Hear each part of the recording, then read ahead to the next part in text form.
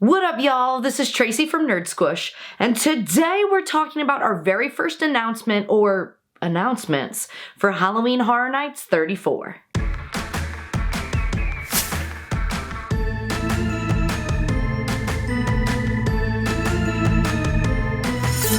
Ladies and nerds, the time has come.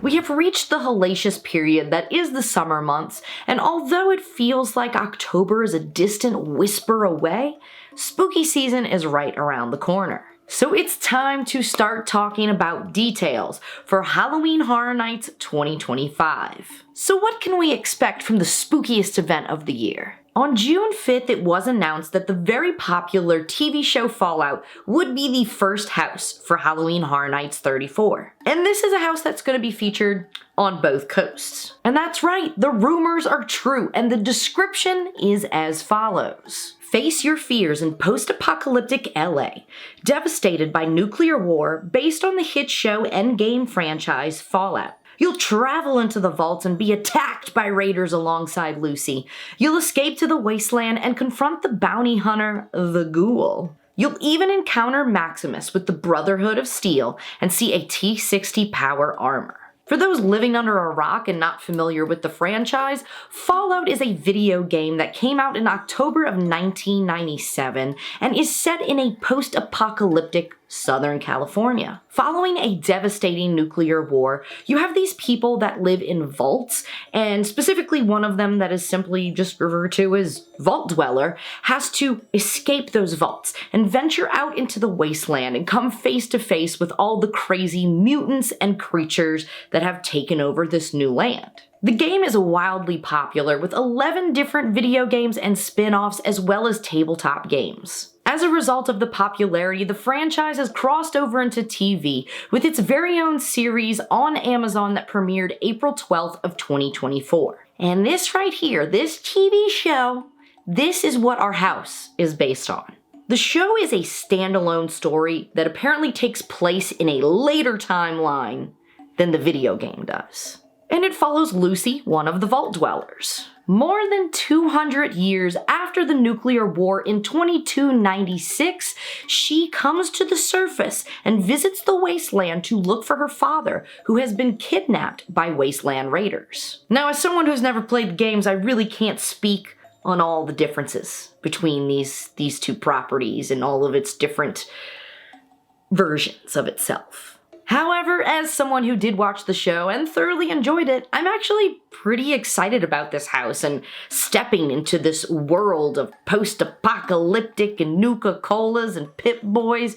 I think it's going to be a good time. Now, my first impression about this haunted house was confusion, because it's not scary to me. You have a lot of elements that are giving horror, okay? We have nuclear war, underground vaults that give claustrophobia, ghouls and mutant creatures, but as a whole, the show is not really horror to me. It's very much sci-fi western action. Now, the show does have very detailed and interesting sets, so it will be really interesting to see how Halloween Horror Nights creatives just kind of go wild with that and really have you step into this world and feel like you're fully immersed, which is something that HHN always just does fabulously. So overall, I'm very excited to survive the apocalypse alongside Lucy and even run into the Ghoul, because let's face it, that's the only man that's ever made not having a nose hot. Now, this is not the only announcement that Halloween Horror Nights has dropped. Another property that has long been rumored, Five Nights at Freddy's, is officially coming to Halloween Horror Nights 34. But like, we don't exactly know how, I guess. Before they even announced Fallout, they posted that Five Nights at Freddy's is coming in a whole new way to this year's Universal Studios Halloween Horror Nights in both Hollywood and Orlando. And then they left us with the very cryptic message of more details coming soon.